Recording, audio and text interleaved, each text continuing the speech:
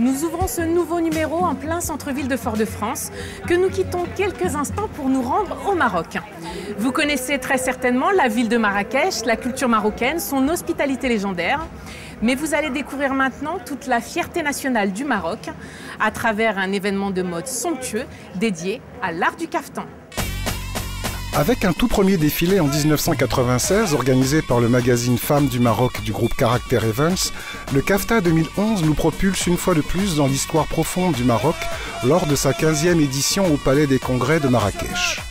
11 créateurs marocains, dont un couturier italien, ont puisé aux sources du caftan, ce vêtement traditionnel d'apparat marocain, pour y présenter une nouvelle icône de la mode marocaine, revisitée entre tradition et modernité.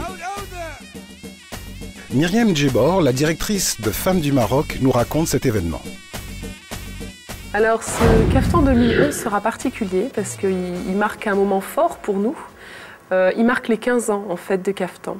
Alors le caftan, c'est quelque chose de précieux dans la culture marocaine. C'est quelque chose de précieux dans le sens où c'est ancien, c'est authentique. C'est un habit des jours de fête qui nous rend plus belles, qui rend hommage un petit peu à la beauté de la femme marocaine.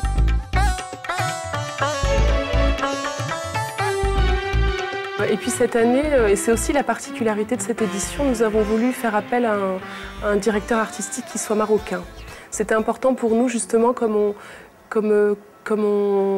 raconte l'histoire du Maroc, d'être dans cette identité, même au niveau des hommes et des femmes qui font l'événement. Et c'est pour ça donc qu'on s'est tourné vers un styliste qui est connu ailleurs, mais qui n'est pas vraiment chez nous au Maroc, et qui est bourré de talent, qui est bourré de créativité, qui est plein de sensibilité. Et c'est Saïd, donc on est parti chercher en Hollande. Bien qu'il ait été porté jadis au quotidien et qu'il soit aujourd'hui plutôt arboré dans les cérémonies, le caftan a traversé les siècles en devenant un véritable sujet de mode de la jeune femme marocaine moderne. Vogue Zaman est le thème du caftan de cette année. Donc nous avons demandé aux stylistes de réfléchir à ce thème en revenant aux racines du caftan avec sa broderie et ses richesses du passé. Et Vogue, bien sûr, veut dire la mode actuelle. Beaucoup de stylistes s'inspirent de cette modernité aujourd'hui. Et le thème Zaman, ah oui, veut dire passé en arabe. Cela renvoie au passé et à l'histoire en référence à l'histoire du caftan et l'histoire du Maroc.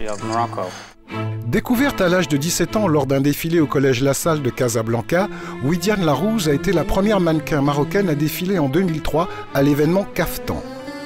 Élue la même année Miss Nivea Maroc, Widiane Larouze défile et pose pour de nombreux magazines comme Femmes du Maroc. Aujourd'hui, consultante en relations presse et événementielles, cette jeune femme de 28 ans nous parle du métier de mannequin au Maroc.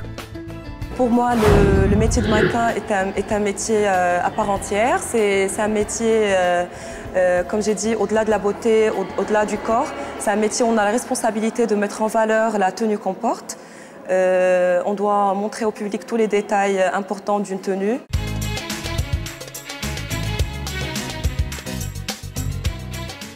Alors oui, il faut savoir qu'au Maroc, le mannequinat n'est pas une profession vraiment valorisée ni reconnue. Moi, je me rappelle quand j'ai commencé à défiler, c'était encore un métier tabou qui était mal vu par la société marocaine.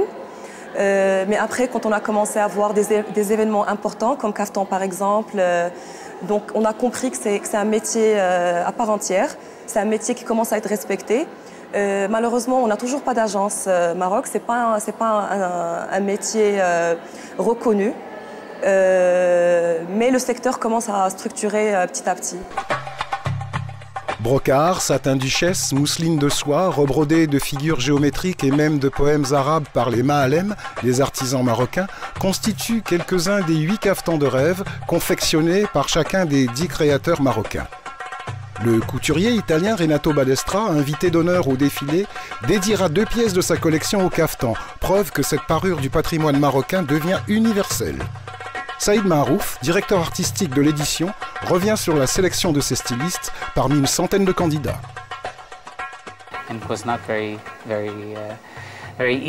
Ce n'était pas facile. C'est pourquoi nous avons choisi 2 jeunes créateurs cette année. Nous avons bien sûr les créateurs confirmés qui nous ont montré un réel intérêt à participer, d'où le choix de ces 8 créateurs. 8 créateurs confirmés qui sont installés au Maroc. Et nous avons ajouté nos 2 jeunes créateurs.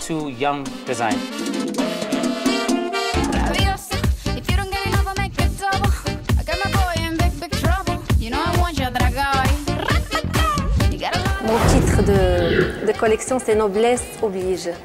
Et je me suis inspirée des Hadariens. Les Hadariens, c'est les gens du Nord, du Fès et les gens de Rabat aussi. Donc, par exemple, les gens du Nord, ils confectionnaient leurs matériaux, dont par exemple du velours. Et aussi, ils travaillaient plus le côté, le niveau plastron. Ça veut dire le plastron est plus ornementé.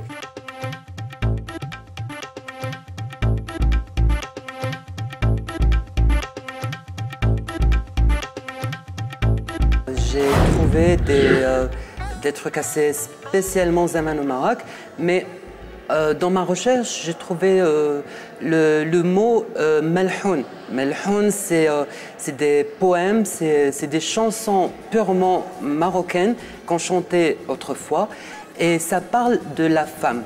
Alors je me suis dit peut-être que je pourrais utiliser ces mots, ces paroles dans mes tenues, et ça va refléter ça va présenter le côté zaman de ma collection.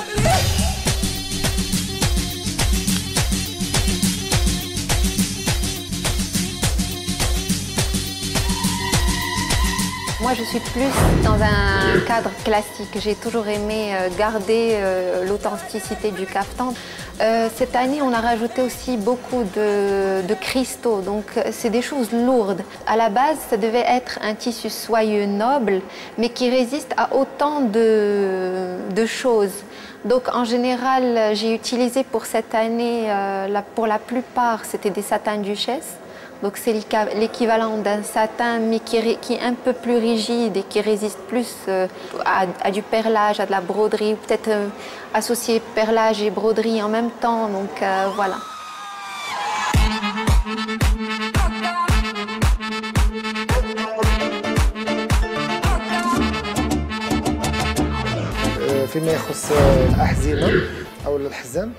Concernant la ceinture en bois, je l'ai travaillée, tatouée avec un produit marocain de Tétouan, et j'y ai rajouté des cadenas pour nous rappeler les ceintures faites à l'époque.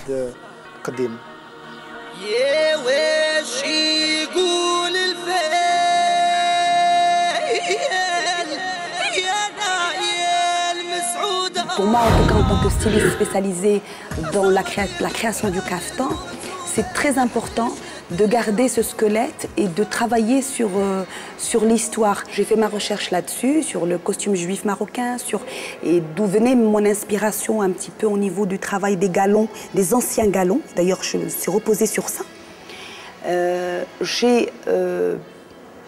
J'étais obligée de suivre le thème parce que c'est un Vogue Zaman. Il fallait trouver cette fusion et ce point commun entre le Zaman et le Vogue. Et moi, je l'ai un petit peu ressorti sur mes ceintures parce que ce sont des ceintures travaillées traditionnellement, mais c'est des corselets. Ils sont travaillés à l'intérieur comme un corselet, comme on porte sur les robes occidentales.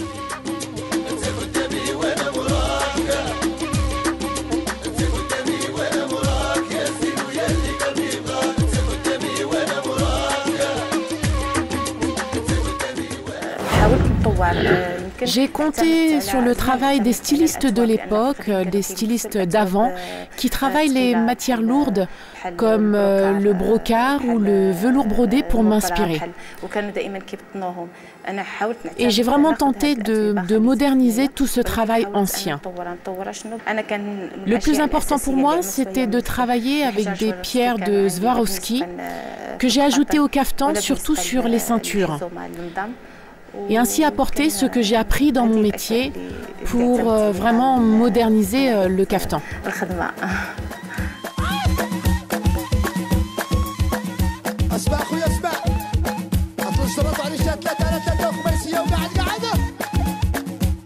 Moi, j'ai travaillé sur la silhouette. Donc j'ai plus travaillé sur une silhouette qui sort d'un tableau ancien. Donc j'ai essayé de créer sur ces silhouettes un effet vaporeux en utilisant beaucoup de tulle dans ma collection.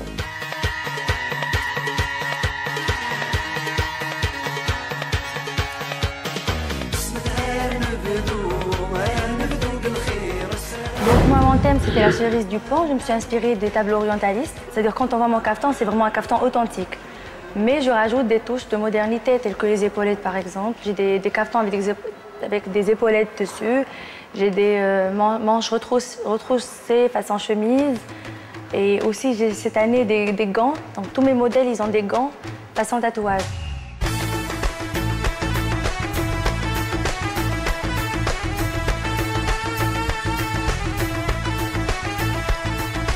Alors pour moi, Vogue Zaman, mon inspiration en fait, j'ai utilisé le zaman marocain, c'est-à-dire le vêtement traditionnel avec tout ce qui est finition. Et par rapport à la ligne, mon inspiration c'était la mode rétro des années 70. Voilà, c'est l'ajusté, après c'est ample en bas. Et le Vogue, c'est le mélange des matières. Alors j'ai quand même utilisé des matières, je vais dire nouvelles, comme le cuir. J'ai utilisé en fait des matières brutes. Il y a du cuir, il y a de la fourrure. Et bien sûr, tout en gardant le tissu qui est, je vais dire, zaman, c'est-à-dire le brocart, les dentelles et ainsi de suite. Voilà.